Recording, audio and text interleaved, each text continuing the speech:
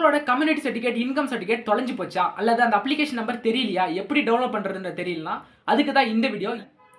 பெட்டகம் அப்படி வந்து இன்ஸ்டால் பண்ணிக்கோங்க. ஒன்ஸ் இன்ஸ்டால் ஆகி முடித்தோடனே ஓப்பன் இருக்கும். இங்கிலீஷா தமிழா அப்படின்ற லாங்குவேஜ் செலக்ட் பண்ண சொல்லும். நீங்கள் வந்து தமிழ்னா தமிழ் கொடுத்துக்கோங்க, இங்கிலீஷ் கம்ஃபர்டபுளாக இருக்குன்னா இங்கிலீஷ் வந்து கொடுத்துக்கோங்க. கொடுத்துட்டு நெக்ஸ்ட்னு கேட்கும். நம்பர் என்டர் பண்ணிக்கலாம்.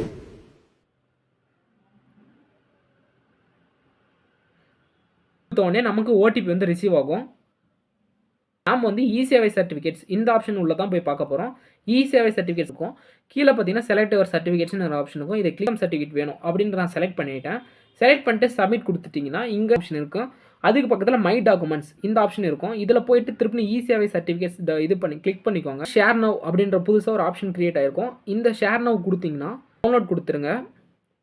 இந்த டவுன்லோட் வந்து உங்களோட மை ஃபைல்ஸில் டவுன்லோடில் ஆகிடும்.